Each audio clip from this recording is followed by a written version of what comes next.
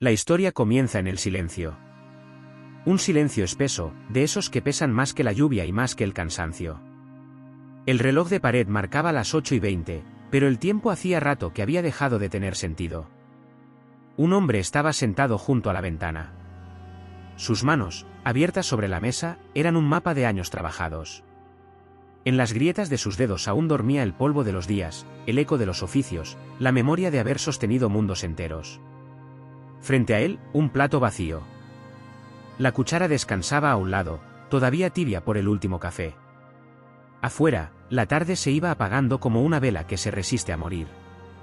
Se llamaba Rodrigo, aunque el nombre, a su edad, ya importaba poco. En los pueblos, en las ciudades, en los hospitales y en los bares de carretera, hay miles de hombres como él. Hombres que fueron padres, trabajadores, héroes anónimos. Hombres que alguna vez fueron el centro de un hogar y hoy son una sombra, una responsabilidad que nadie quiere. Rodrigo miraba la calle sin verla. Llevaba puesta una camisa gris con los puños doblados y un chaleco marrón que olía a madera vieja. La tela de los codos estaba gastada, una costura se abría como una herida sin cerrar. El aire de la casa era denso. La soledad tiene su propio olor, una mezcla de polvo, perfume antiguo y sopa recalentada. Las paredes parecían murmurarle historias de otro tiempo, cuando las risas de los niños corrían por el pasillo, cuando en la radio sonaban canciones alegres que incluso llegó a bailar y la vida tenía ritmo. Rodrigo se levantó despacio. Cada movimiento era una negociación con el dolor. Caminó hasta la ventana y apartó la cortina. El cielo tenía un color incierto, entre el plomo y el ámbar. En el cristal vio su reflejo, un rostro que ya no reconocía del todo, surcado de arrugas que contaban más de lo que las palabras podían decir. Hubo un tiempo en que fue fuerte. Un tiempo en que la gente lo saludaba con respeto, en que su espalda podía cargar sacos, muebles, sueños. En que su nombre significaba algo. Ese tiempo había pasado. Ahora, sus hijos hablaban de él en pasado. Papá ya no puede. Papá ya no entiende. Papá ya no sirve. Y cada frase era un ladrillo más en el muro de su desvalorización, una pesada losa que comenzaba a construir su tumba. La casa en la que vivía había sido testigo de una vida entera. Construida con sus propias manos, piedra a piedra, en los años de juventud. Allí conoció a su esposa, Victoria, una mujer de ojos dulces y paciencia infinita. Allí nacieron sus 3 hijos. Allí soñaron con envejecer rodeados de nietos, de visitas, de ruido familiar. Pero la vida tiene un modo cruel de cumplir los deseos. A veces te da todo lo que pides, pero luego te lo quita, pedazo a pedazo, hasta dejarte mirando el vacío. Rodrigo recordaba cuando el menor de sus hijos, Rubén, aprendió a andar. Recordaba cómo lo llevaba en los hombros, cómo lo lanzaba al aire y el niño reía. Recordaba los veranos de cosecha, cuando todos ayudaban, cuando la mesa se llenaba de pan recién hecho y vino rojo, cuando cada día terminaba con una canción. Recordaba, sobre todo, las promesas. Papá, cuando crezca te cuidaré. Nunca te dejaré solo. Promesas que hoy sonaban como ecos lejanos, como palabras dichas por otros. El reloj siguió avanzando. En la cocina, una mosca zumbaba sobre la fruta madura. En el calendario, una fecha marcada en rojo, visita de Laura. Su hija mayor debía venir ese día, pero ya eran las 8:20, y el timbre no sonaba. Rodrigo se sirvió otro café. El líquido oscuro le tembló en la taza, como si también dudara en quedarse. Apoyó los codos sobre la mesa y respiró hondo. En el aire flotaban pequeñas partículas de polvo que el sol de la tarde convertía en oro. Oro inútil, pensó, oro que no compra compañía. Recordó las palabras que escuchó en la televisión: los mayores son el tesoro de la sociedad. Sonrió con amargura. Tesoro, susurró. Un tesoro que nadie quiere desenterrar, más bien todo lo contrario. Su esposa, Victoria, dormía en la habitación del fondo. Su salud había empeorado. Sus piernas ya no respondían como antes y sus manos temblaban. A veces no recordaba qué día era. A veces lo confundía con su propio padre. Otras, simplemente, lo miraba y decía: «Rodrigo, ¿tú crees que nos recuerdan?». Él nunca sabía qué responder. Mentir es un acto de amor cuando la verdad duele demasiado. Abrió el cajón del mueble y sacó una fotografía. Era de hace más de 30 años. En ella, los 5 sonreían frente a la casa recién terminada. Los hijos, pequeños, con los ojos llenos de luz. Victoria, joven, con flores en el pelo. Él, con el pecho hinchado de orgullo. Miró la foto largo rato, hasta que las imágenes comenzaron a desvanecerse tras un velo de lágrimas. Aflojó el nudo de su chaleco y suspiró. Afuera, el viento comenzaba a soplar. El día moría y con él moría un poco más la esperanza de esa visita. La noche cayó despacio, como una sábana pesada. Encendió la lámpara del comedor con 4 bombillas, y solo una de ellas alumbraba, que proyectó una luz amarilla, temblorosa. Victoria se despertó y lo llamó con voz débil. Rodrigo fue hasta ella, la cubrió con una manta, le acarició el cabello. Ella sonrió. «Ha pasado otro día, ¿verdad?», preguntó. «Sí», respondió él, bajito. «Otro más». En la penumbra del cuarto, sus sombras se entrelazaron en la pared, 2 figuras pequeñas, frágiles, unidas por el tiempo y el abandono. Él pensó en los hijos, en sus vidas aceleradas, en las pantallas, en los relojes que nunca se detienen. Pensó en los mensajes que nunca llegan. Pensó en cómo el amor se vuelve silencio cuando se confunde con obligación. A veces la gente olvida que los ancianos no piden milagros. Solo piden no ser olvidados. La madrugada los sorprendió despiertos. Rodrigo escuchaba la respiración pausada de Victoria y trataba de no llorar. Llorar, a su edad, era inútil. Nadie te escucha. Nadie pregunta por qué. Recordó entonces la frase que solía repetir su padre: la vejez no mata, mata el desinterés. Cuánta verdad había en esas palabras. Los días siguientes fueron iguales. El cartero pasó sin detenerse. El teléfono sonó una vez y luego cayó. La despensa se vaciaba lentamente. Rodrigo caminaba cada mañana hasta el mercado. Los vendedores lo saludaban por costumbre, no por afecto. Compraba pan, leche y algunas frutas. Se sentaba un rato en la plaza, observando a los niños jugar. A veces, una niña se le acercaba y le ofrecía una flor. Él sonreía. «Gracias, pequeña», decía. Y guardaba la flor seca en su bolsillo como si fuera un tesoro. Cada gesto de ternura era un milagro. Un día, mientras regresaba a casa, lo vio, un cartel grande, en la parada de autobús, con letras de colores brillantes. Residencia Sol Naciente. Cuidamos de tus mayores con amor. Rodrigo se quedó mirándolo. Había una pareja de ancianos sonrientes, tomados de la mano, rodeados de enfermeros. Bajó la mirada. Sabía que para sus hijos ese cartel no era promesa, sino solución. Esa misma tarde, Laura llamó. La voz de su hija sonaba distante, profesional. «Papá, he pensado que sería mejor que tú y mamá estuvierais en un lugar donde os cuiden bien». «Nos cuidamos», respondió él. «Siempre lo hemos hecho». Ella suspiró. «Papá, no lo tomes a mal, pero yo tengo mucho trabajo, Rubén también, y Elena vive lejos.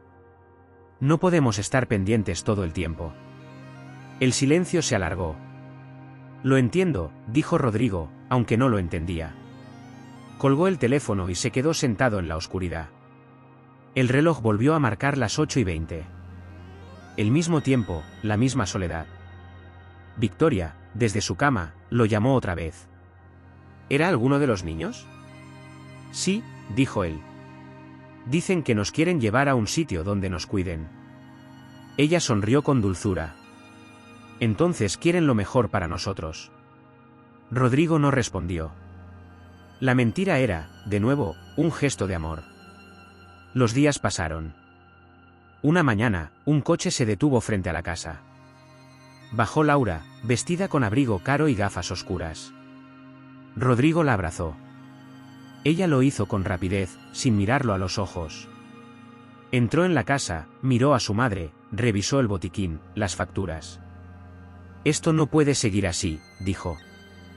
«Papá, esto no es vida». Él la observó, intentando encontrar en su rostro aquella niña que jugaba a esconderse detrás de las cortinas.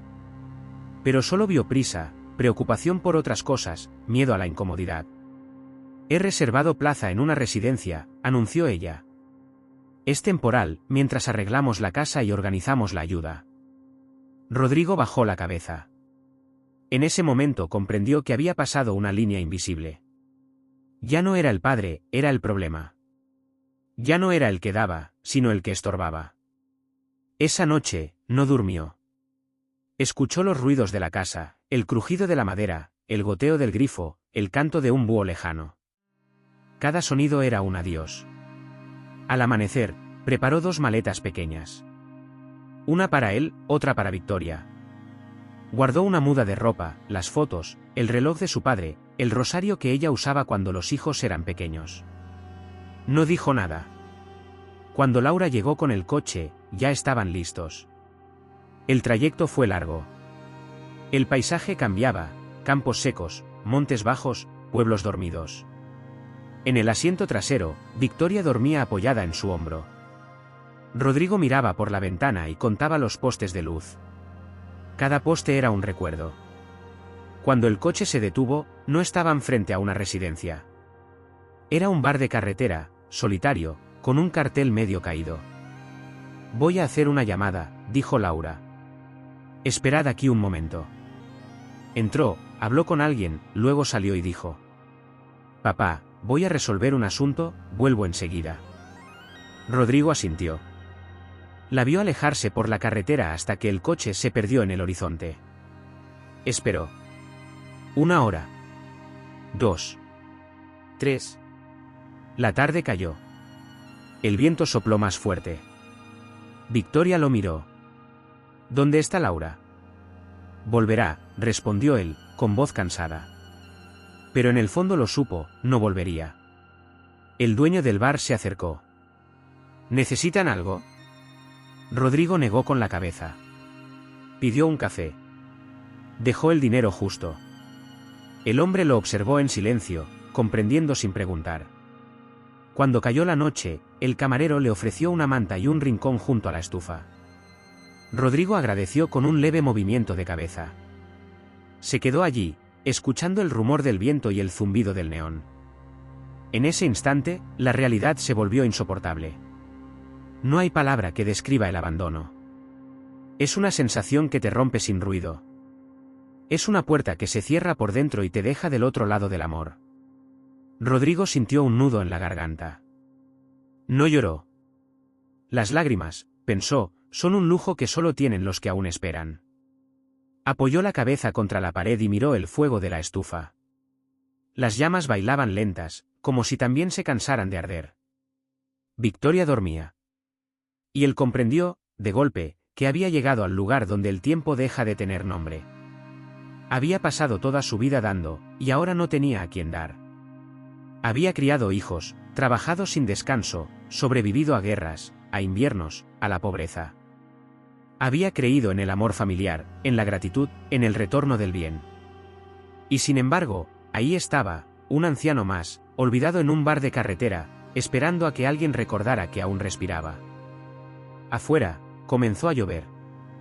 Las gotas golpeaban el tejado con ritmo lento, casi hipnótico. Rodrigo cerró los ojos. La última imagen que vio antes de dormirse fue la foto de su familia, guardada en su bolsillo. En ese bar, bajo esa lluvia, comenzó realmente la historia. La historia de todos aquellos ancianos que un día valieron para la familia, y después, ya no. La caída del valor. La mañana siguiente amaneció gris. El sol no se atrevía a romper del todo las nubes, y el mundo parecía detenido en un suspiro. Rodrigo abrió los ojos despacio. Su cuerpo dolía, pero el dolor ya era parte de él, como una sombra fiel. La estufa del bar aún ardía débilmente, lanzando un resplandor anaranjado sobre las paredes húmedas. El dueño, un hombre de barba canosa, lo observaba desde el mostrador mientras secaba vasos. No dijo nada. No hacía falta. Hay silencios que entienden más que 1000 palabras. Rodrigo asintió, como si agradeciera la simple cortesía de no ser echado. A su lado, Victoria aún dormía, envuelta en la manta que aquel hombre les había prestado. Tenía la boca entreabierta, el rostro sereno, los cabellos blancos desordenados sobre la mejilla. Rodrigo pensó que incluso en el abandono, Había algo de belleza en ella. La tocó con suavidad, temiendo despertarla, como si el simple contacto pudiera romper la poca paz que le quedaba. Pidió 2 cafés. El camarero los sirvió sin cobrarle. Rodrigo no insistió. No tenía fuerzas para el orgullo. Bebió despacio, dejando que el calor le recorriera el cuerpo, y recordó la voz de su hija. Es temporal, papá. Esa palabra lo perseguía. Temporal. Como si el amor pudiera tener fecha de caducidad. A media mañana, un camión se detuvo en la gasolinera de enfrente. Los sonidos de motores, pasos y puertas lo devolvieron al presente. Salió un momento a la carretera. El aire olía a gasolina y a tierra mojada. El horizonte se perdía en una bruma sin fin. Miró hacia ambos lados, como si aún esperara ver el coche de su hija aparecer. Pero no apareció. Victoria se despertó. Lo llamó por su nombre, como lo hacía siempre. Él volvió al interior. Vamos a volver a casa, le dijo, aunque ya no sabía si la casa seguía siendo suya. Pagó con las pocas monedas que le quedaban y tomaron un autobús que pasaba cada 3 horas. El conductor los miró con curiosidad. 2 ancianos con maletas pequeñas, sin destino claro. Subieron despacio, se sentaron juntos, y durante todo el trayecto no hablaron. El paisaje corría detrás del cristal. Campos vacíos, casas abandonadas, carreteras que parecían repetirse. Victoria apoyó la cabeza en su hombro. Rodrigo le acarició la mano. Pensó en todo lo que habían construido. Pensó en todo lo que se había desmoronado sin ruido. Cuando por fin llegaron al pueblo, la casa seguía en pie, pero distinta. Las persianas medio rotas, las plantas secas, el buzón lleno de papeles. Rodrigo empujó la puerta. El olor a encierro lo golpeó como un puñetazo. Dejó las maletas y se quedó de pie en medio del salón. Todo estaba igual y todo era diferente. Esa era la ironía del abandono, el mundo sigue su curso, pero el alma ya no lo habita. Esa noche, ninguno durmió bien. El techo crujía con cada ráfaga de viento. Rodrigo pensó que quizá los hijos tenían razón. Quizá él ya no podía sostenerlo todo. Pero ¿por qué dolía tanto admitirlo? Los días siguientes fueron una secuencia de rutinas vacías. Victoria enfermó. La tos no se iba. El médico del pueblo recomendó reposo, pero también insinuó algo más. Deberían pensar en ayuda externa, dijo, evitando su mirada. Rodrigo asintió en silencio. No tenía fuerzas para discutir. Cada tarde, se sentaba junto a la cama de su esposa. Le leía el periódico, aunque ella ya no prestaba atención. A veces, simplemente se quedaba allí, sosteniendo su mano, observando cómo la luz del atardecer jugaba con las cortinas. El silencio era tan grande que se oía hasta el tic-tac del reloj de pulsera sobre la mesa de noche. Un reloj heredado de su padre, que había sobrevivido guerras y naufragios, pero que ahora parecía medir algo distinto, la distancia entre él y el resto del mundo. Una mañana, Victoria le pidió un favor. Si alguna vez ya no puedo levantarme, prométeme que no dejarás que me lleven lejos. Él prometió. Aún sabiendo que no siempre las promesas se cumplen. El teléfono volvió a sonar. Esta vez era Rubén, el hijo del medio. Su voz sonaba amable, pero fría. Habló de cuentas, de papeles, de propiedades. Dejó entrever que convenía vender la casa antes de que disminuyera su valor. Rodrigo escuchó en silencio. Cuando colgó, se sintió vacío. En algún momento, sus hijos habían dejado de hablarle con amor y empezaron a hacerlo como a un trámite. El invierno llegó sin avisar. Las heladas cubrieron el patio. El agua de los grifos se volvió amarga. Victoria apenas comía. Rodrigo salía cada mañana en busca de leña. Sus manos, agrietadas, sangraban con el frío, pero él seguía. Era lo único que sabía hacer, seguir. En el pueblo, la gente murmuraba. Algunos decían que sus hijos lo habían olvidado. Otros decían que era normal, que así era la vida. Él caminaba con la cabeza baja, fingiendo no escuchar. Pero cada palabra se le clavaba como una espina. Una tarde, de regreso a casa, lo sorprendió una tormenta. El viento arrastraba hojas secas y papeles. Buscó refugio bajo el porche de una tienda cerrada. Mientras esperaba, vio a una pareja joven reír bajo la lluvia. Compartían un paraguas diminuto y aún así parecían felices. Rodrigo los siguió con la mirada hasta que desaparecieron en la esquina. Sintió una punzada en el pecho. No era envidia. Era nostalgia. Cuando llegó a casa, Victoria dormía. La cubrió con una manta y se sentó en la oscuridad. Escuchó los truenos a lo lejos.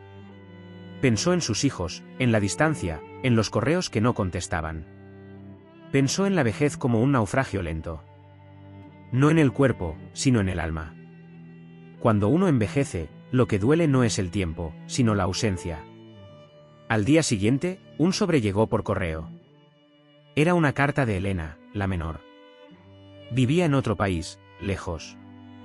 La carta era corta: papá, espero que estén bien. No puedo viajar por trabajo. Cuídense. Los quiero. Ni una foto, ni una dirección. Solo palabras que no alcanzaban. Rodrigo dobló la carta y la guardó junto a las otras. Un pequeño montón de afecto en papel, sin rostro ni voz. Esa misma semana, un hombre llegó a la puerta. Traía un traje gris, un maletín y una sonrisa educada. Buenos días, vengo de parte de sus hijos. Rodrigo lo dejó pasar. El hombre habló de gestiones, de poderes notariales, de simplificar la vida. Le mostró unos documentos. Rodrigo firmó. No porque entendiera, sino porque confiaba. Toda su vida había confiado en la palabra de sus hijos. Creyó que aquella firma era un acto de amor. No sabía que era una renuncia. Cuando el hombre se fue, Rodrigo sintió un peso en el pecho. No sabía por qué. Victoria le preguntó qué había pasado. Nada, cosas de papeles, respondió. Pero el silencio que siguió fue más largo que la conversación. Pasaron los meses. Victoria empeoró. Los días eran una cadena de cuidados, de pastillas, de lágrimas contenidas. Rodrigo apenas salía. La casa se convirtió en un refugio y una prisión. El mundo afuera siguió su curso: campañas políticas, modas, noticias. Para ellos, todo era lo mismo. Una noche, Victoria despertó sobresaltada. Rodrigo, soñé que venían por nosotros. Él la abrazó. No supo qué decirle. Quizá era un mal sueño, o quizá una premonición. A la mañana siguiente, un coche se detuvo frente a la casa. De él bajaron dos hombres. Traían papeles y una voz firme. Tenemos orden de traslado. Rodrigo los miró sin entender. Uno de ellos evitó su mirada. Sus hijos firmaron la autorización. Él intentó hablar, pero la garganta se le cerró. Solo alcanzó a decir: ella no puede moverse mucho. Nos encargaremos, dijeron. Victoria lloró. Rodrigo también, pero en silencio. Los subieron al coche con cuidado. El viaje fue largo y sin palabras. Las luces del camino se reflejaban en el cristal como recuerdos fugaces. Cuando se detuvieron, no estaban en una residencia, sino en una casa extraña, más pequeña, con paredes de color pálido. Allí los dejaron, con una enfermera joven y amable que no conocían. Ella los ayudó a entrar, les preparó té y les sonrió con ternura. Durante los primeros días, el lugar parecía tranquilo. Pero el silencio era el mismo, solo cambiado de escenario. Rodrigo salía al porche y veía pasar coches a lo lejos. Pensaba en su hogar, en su jardín, en la silla donde solía leer. Pensaba en el eco de los pasos de sus hijos por el pasillo, en las risas perdidas. Todo eso se había quedado atrás. Una tarde, recibió una llamada. Era Laura. «Papá, ¿estás bien?» «Sí», mintió. «Me alegra. No puedo hablar mucho, tengo reunión». «Claro, hija». El tono fue cortés, rápido, lejano. Cuando colgó, Rodrigo se quedó mirando el teléfono. Era un objeto inerte, como un testigo inútil del desinterés. Empezó a preguntarse si realmente había sido buen padre. Si en algún momento había fallado, si su amor había sido insuficiente. Esa duda se instaló en su mente como una sombra permanente. La culpa, cuando se mezcla con la tristeza, pesa más que cualquier enfermedad. Victoria, cada día más débil, se aferraba a su mano. Le pedía que le contara historias antiguas, los viajes, los bailes, los niños pequeños. Y él las contaba, aunque a veces inventaba los finales para que sonaran menos tristes. Una noche, mientras la luna iluminaba la habitación, Victoria le dijo: «No te olvides de vivir, Rodrigo. Aunque el mundo te dé la espalda». Él cerró los ojos. No respondió. Sabía que, de algún modo, ella se despedía. Al amanecer, su respiración era apenas un hilo. Rodrigo se quedó a su lado, sosteniendo su mano. Le susurró al oído las mismas palabras que le decía cuando los hijos eran pequeños. «Todo está bien, amor. Todo está bien». Cuando el sol entró por la ventana, ella ya no estaba. Rodrigo no lloró. La miró largo rato, acarició su frente y le dio las gracias por haberle acompañado toda la vida. Los días siguientes fueron un vacío. Los hijos llamaron, enviaron coronas, promesas de visitarlo pronto. Pero el pronto nunca llegó. Rodrigo se quedó solo. Solo con sus recuerdos, sus papeles firmados y su silencio. Comenzó a caminar sin rumbo. A veces iba al bar más cercano, pedía un café y se quedaba mirando el fuego. El camarero, el mismo del primer día, le hacía compañía sin hablar. El tiempo pasó. Y en algún punto, Rodrigo dejó de esperar. Ya no esperaba llamadas, ni cartas, ni disculpas. Solo esperaba que el sol saliera cada mañana, porque significaba que aún tenía un día más para entender lo que había vivido. Un día, sin saber por qué, volvió al bar de carretera donde todo había comenzado. Entró despacio, apoyándose en su bastón. El camarero lo reconoció y asintió en silencio. Rodrigo se sentó en la misma mesa, junto a la ventana, y pidió lo mismo, un café. Afuera, la lluvia volvía a caer. Todo era igual. Y sin embargo, dentro de él, algo era distinto. Ya no sentía rabia. Solo un cansancio profundo, una aceptación amarga.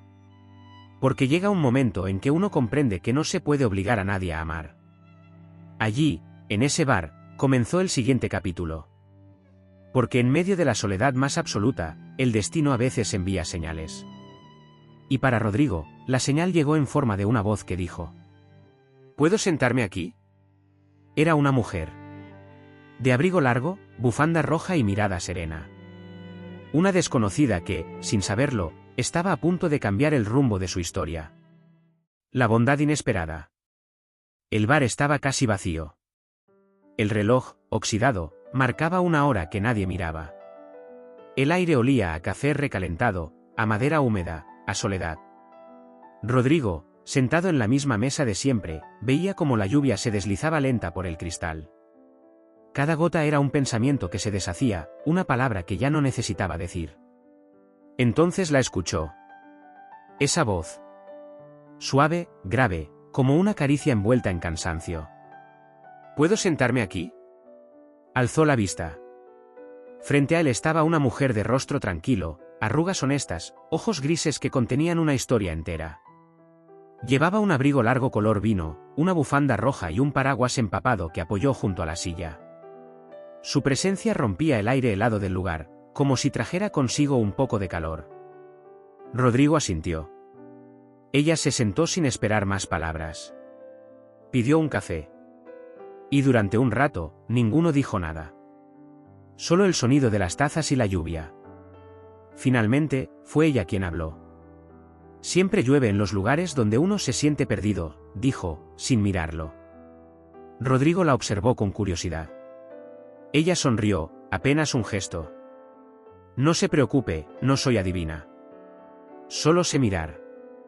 Él bajó la vista. Sus manos temblaban un poco. «¿Usted vive cerca?», preguntó él, más por cortesía que por interés. «Cerca de todas partes y de ninguna», respondió ella. «A veces paso por aquí cuando regreso de visitar a alguien». Rodrigo asintió, sin saber qué decir.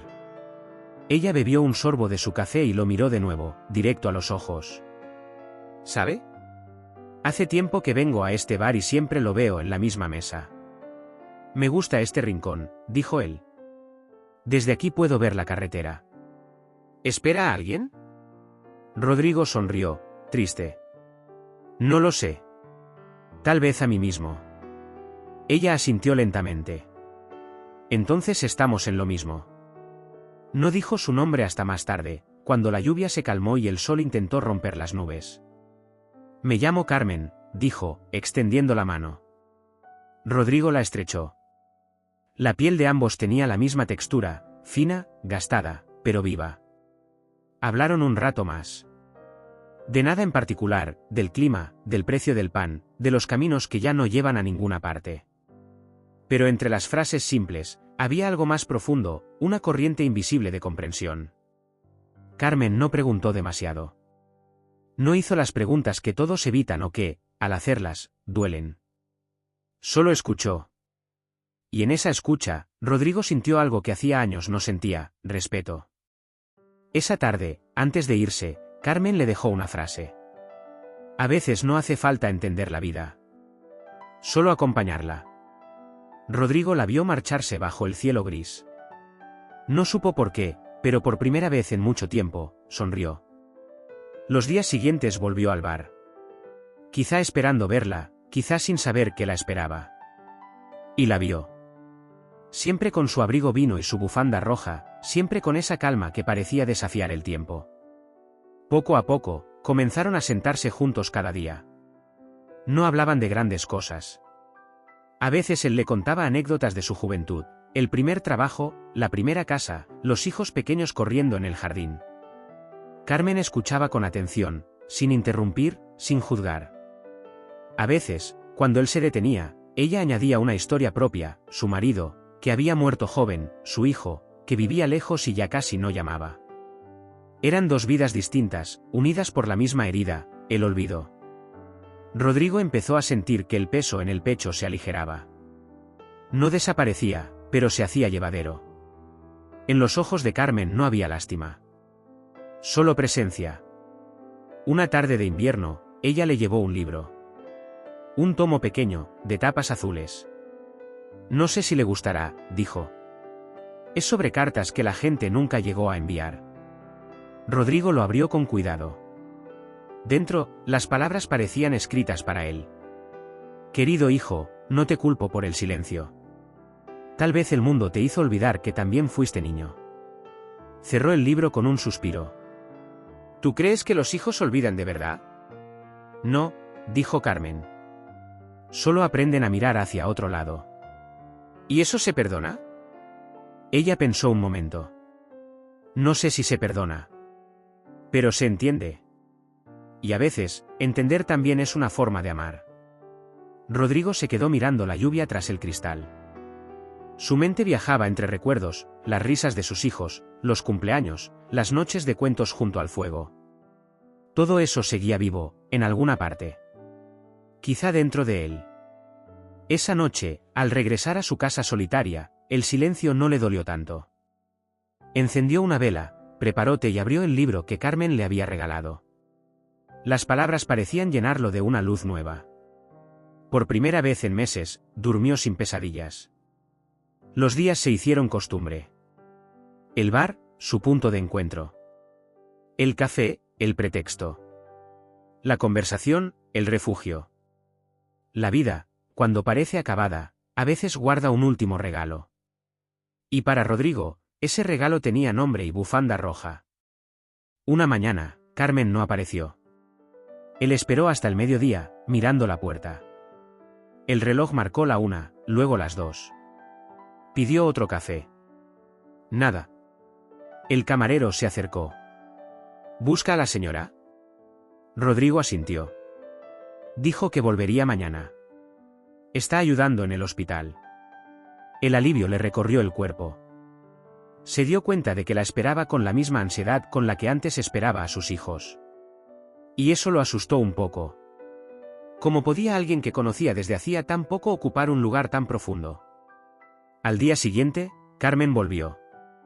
Tenía ojeras, pero sonreía. Le contó que había estado acompañando a una mujer mayor que murió sola. No tenía familia, dijo. Pero cuando le tomé la mano, sonrió. Rodrigo bajó la mirada. Debe de ser duro ver morir a la gente. Peor es verlos vivos sin que nadie los mire, respondió ella. Esa frase se le quedó grabada. Con el paso de las semanas, Carmen empezó a visitarlo también fuera del bar. Le llevaba pan fresco, frutas, flores del mercado. Le ayudaba a limpiar la casa, a ordenar papeles. Cada gesto era simple, pero tenía un valor inmenso, el de quien lo hace sin esperar nada a cambio. Una tarde, mientras barrían el patio, Carmen se detuvo. El sol caía oblicuo sobre las tejas, tiñendo todo de un dorado cálido. Tu casa tiene alma, dijo ella. Rodrigo sonrió. ¿Tenía? Hace tiempo que se quedó vacía. No. El alma no se va. Solo duerme. Esa noche, después de que ella se fuera, Rodrigo recorrió la casa en silencio. Tocó los marcos de las puertas, las fotos antiguas, el mantel bordado por Victoria. Por primera vez en mucho tiempo, no sintió tristeza. Sintió presencia. A la mañana siguiente, se levantó temprano. Preparó café para dos. Y esperó. Cuando Carmen llegó, la mesa ya estaba servida. Comieron juntos, rieron, compartieron silencios cómodos. El aire olía a pan tostado y esperanza. En las semanas siguientes, algo cambió en él. Sus pasos eran más firmes. Sus ojos, más claros. Incluso el espejo parecía devolverle un rostro menos cansado. No era amor romántico. Era algo más profundo, más limpio, la sensación de que todavía podía importar a alguien. De que no todo estaba perdido. Pero el destino, siempre caprichoso, nunca deja que la calma dure demasiado. Una tarde, mientras caminaban juntos por la plaza, una voz lo llamó. «Papá». Era Laura. Su hija, acompañada de un hombre trajeado. Rodrigo se quedó paralizado. Ella lo miró con sorpresa, casi con incomodidad. «¿Qué haces aquí?», preguntó, como si no tuviera derecho a estar vivo. Rodrigo no respondió. Carmen, discretamente, se apartó un paso. Laura lo miró de arriba abajo. «Deberías haberme avisado. Te he estado llamando». «El teléfono no suena mucho últimamente», dijo él, con voz serena. El hombre trajeado intervino. «Señor García, necesitamos revisar unos documentos de la propiedad». Carmen los miró en silencio, incómoda. Rodrigo no dijo nada. Dejó que hablaran, que firmaran, que se marcharan. Cuando el coche se alejó, él y Carmen se quedaron en la plaza. «Esa era tu hija», dijo ella, sin juzgar. «Sí». «¿Y te alegra haberla visto?». Rodrigo pensó un momento. «Me alegra saber que sigue viva. Pero me duele saber que lo está tan lejos de mí». Carmen asintió. El viento movió su bufanda roja. A veces, el amor de sangre se olvida del alma.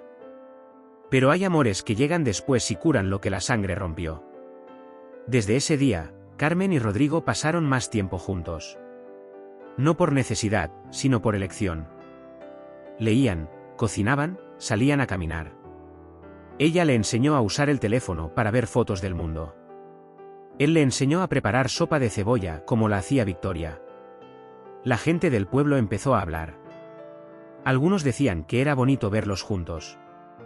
Otros murmuraban. Pero a ellos no les importaba.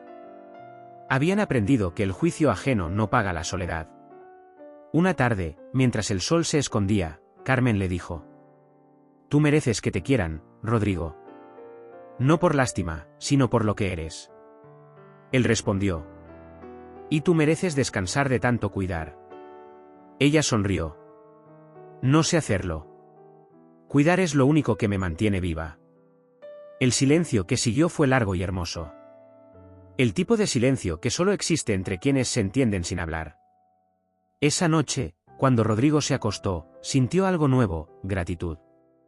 No por lo que tenía, sino por lo que había vuelto a sentir. Por esa certeza pequeña de que, incluso después de la tormenta más larga, puede llegar una voz a recordarte que todavía estás aquí. Y así, sin que él lo supiera, la historia comenzó a torcer su rumbo hacia la esperanza. Porque a veces, la justicia no llega de los tribunales, sino del corazón de los desconocidos. En el bar, el camarero los miraba cada día con una sonrisa cómplice. Sabía que había algo sagrado en esa compañía. Quizá lo más sagrado de todo, la humanidad. Y mientras la lluvia volvía a caer, Rodrigo pensó que, tal vez, el amor no se pierde. Solo cambia de casa. La justicia y el amor que trasciende. Cuando la vida decide juzgar, rara vez lo hace en voz alta. Casi siempre dicta sentencia en los márgenes, en la mirada que ya no esquiva, en la culpa que despierta de madrugada, en el cuerpo que ya no tolera el atajo moral. La mañana en que el destino se puso en marcha, el cielo amaneció sin color. El viento traía polvo de rutas largas y la misma humedad de los bares donde se queda quien no tiene a dónde regresar. Rodrigo abrió los ojos antes del alba. No era un amanecer distinto a los demás, pero algo en la respiración del mundo parecía reclamar cuentas. El cuerpo le pesaba, aunque menos que en otros inviernos vacíos. Había aprendido a moverse con la lentitud de quienes se saben frágiles, a sostenerse en los bordes de las mesas, a no pedir explicaciones al dolor. Ese día encendió el fuego con manos firmes. El crujido de la primera astilla fue un acto mínimo de soberanía. Preparó café para dos, como si el hábito de la compañía pudiera invocar la compañía misma. La casa respondió con ese murmullo apenas audible de los hogares que aún no se han rendido, madera que expira, vidrio que respira con la temperatura, telas que recuerdan la forma de quienes ya no están. La presencia invisible de Victoria ocupaba, sin disputa, el espacio entre el brazo del sillón y la luz de la ventana. El duelo, cuando se vuelve parte de la arquitectura, deja de tratarse de olvidar y empieza a tratarse de vivir con el hueco. Carmen apareció sin aviso, con su bufanda roja que hacía del mundo un lugar menos invertebrado. Traía pan tibio envuelto en papel, flores marchitas de mercado, ese aire de persona acostumbrada a arrimar el hombro en el preciso lugar donde la soledad acumula peso. Se sentó frente a él y dejó que el silencio hiciera la presentación. La bondad había encontrado rutina. Y la rutina, por primera vez, no era sinónimo de condena. Los días adquirieron un orden nuevo. Los restos de una vida entera empezaron a alinearse. Papeles olvidados surgieron de cajones donde la vejez deja las preguntas sin resolver, recibos, cartas, escrituras, autorizaciones firmadas sin comprender, el mapa burocrático del desplazamiento afectivo. Entre esos documentos latía una verdad áspera: alguien había organizado el abandono con la prolijidad de quien no quiere ensuciarse las manos. La transferencia de potestades, el traspaso silencioso de decisiones, la legalidad como máscara de la deserción. No hacía falta una lupa para verlo, bastaba con la voluntad de no apartar la mirada. Carmen supo leer esa cartografía. Había pasado demasiadas horas en salas de espera, corredores de hospitales, ventanillas donde la vida se negocia en formularios. Entendió que el relato público de cuidado escondía un atajo privado hacia la comodidad. Propuso, sin solemnidad, que alguien imparcial mirara esa pila de papeles con ojos no fatigados por el amor. No hubo discursos, ni promesas, ni dramatismos. La propuesta viajó ligera: buscar a una trabajadora social, pedir al mundo que registrara el hecho, no por venganza, sino por dignidad. La visita ocurrió un mediodía sin adjetivos. La funcionaria que cruzó el umbral traía ese cansancio que se aprende atendiendo historias iguales con nombres distintos.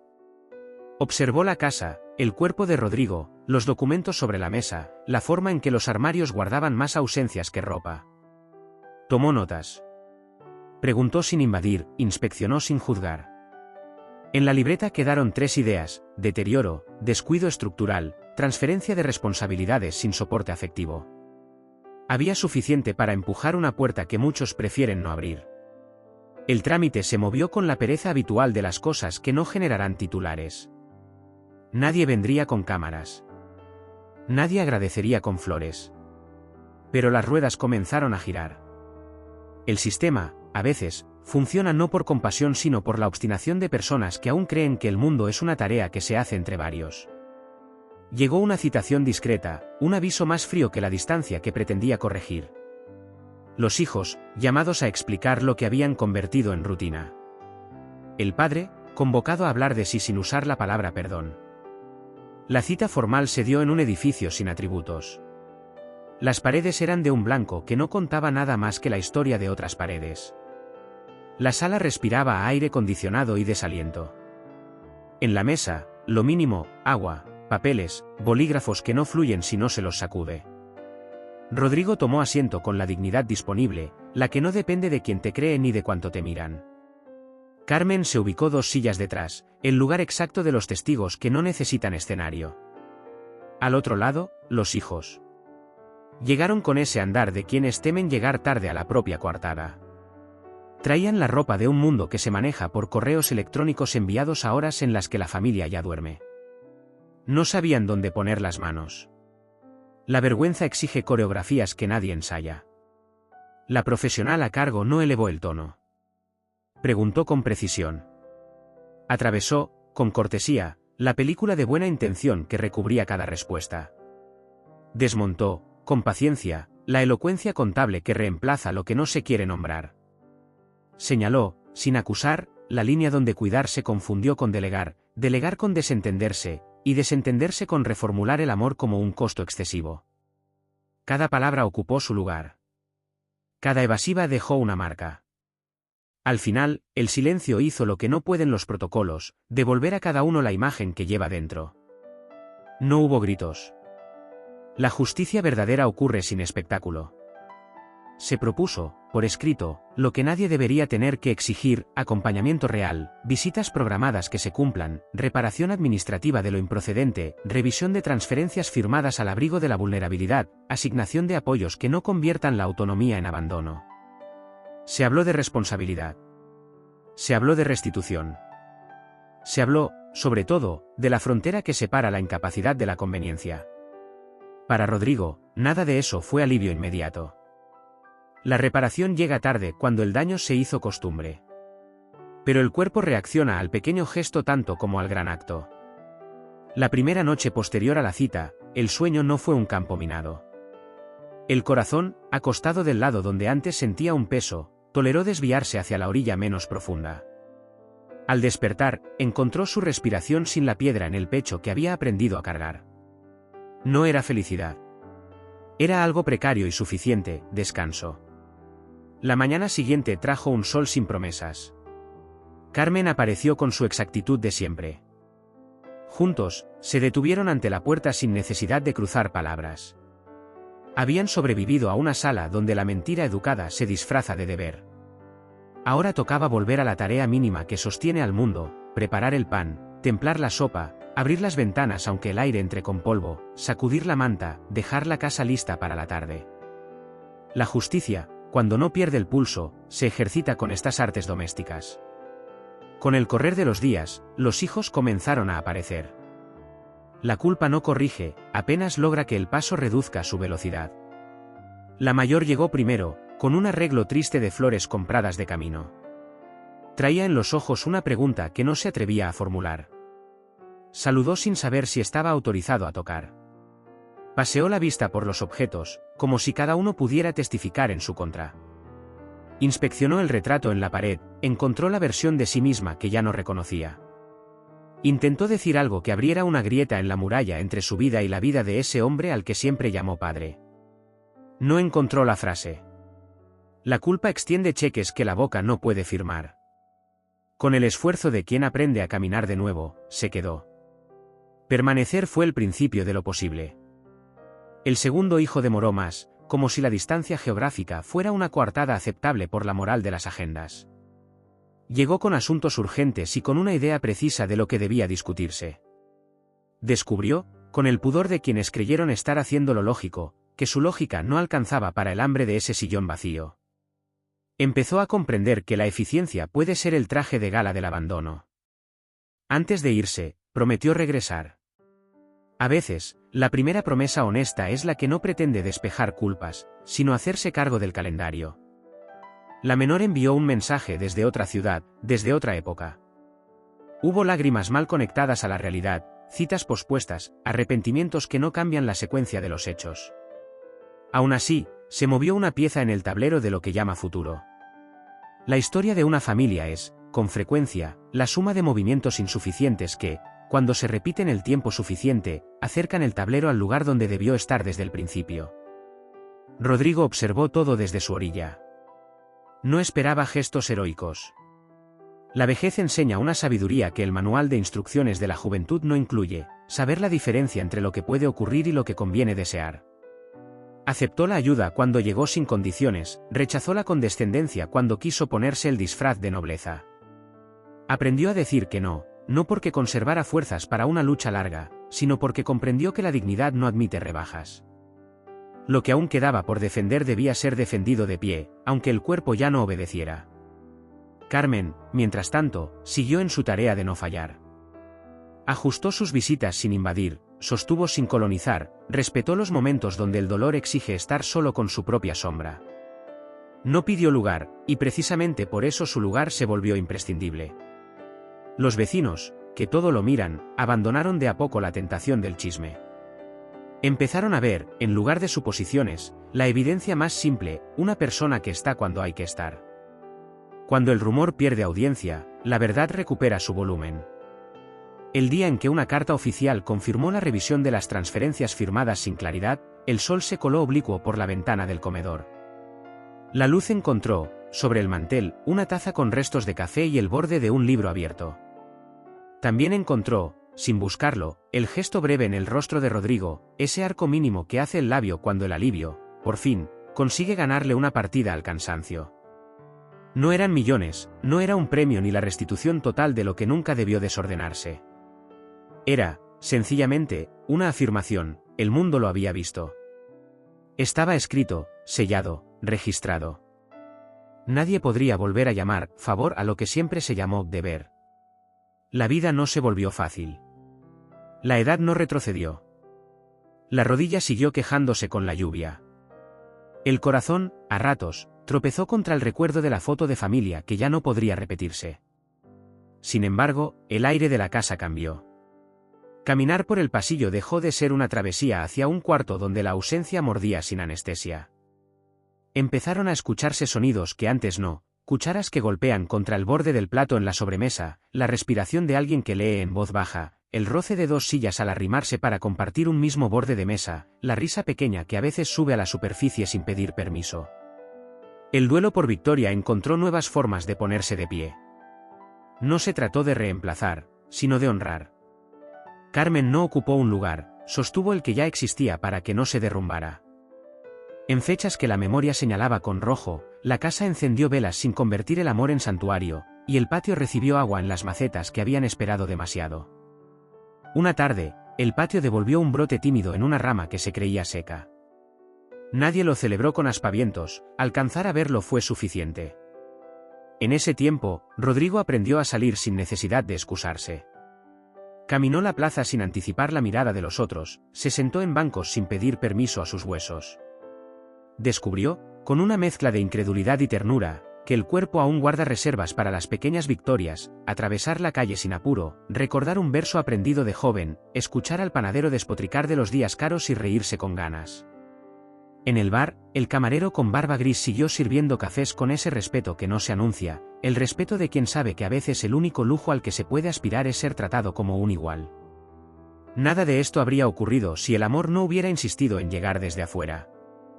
La sangre, por sí sola, no alcanzó. El lazo que corrigió la hemorragia vino de una persona sin mandato biológico, sin herencia que reclamar, sin apellido compartido. La bondad de Carmen fue una enmienda a un libro donde las páginas anteriores estaban mal cosidas. El relato es incómodo para quienes veneran la mitología de la familia como garantía. Pero la verdad se parece más a lo que duele que a lo que tranquiliza, hay amores que nacen sin árbol genealógico y, aún así, salvan. Con el paso de los meses, la estructura impuesta por la resolución, visitas formales, llamadas, acompañamientos, dejó de ser una penitencia.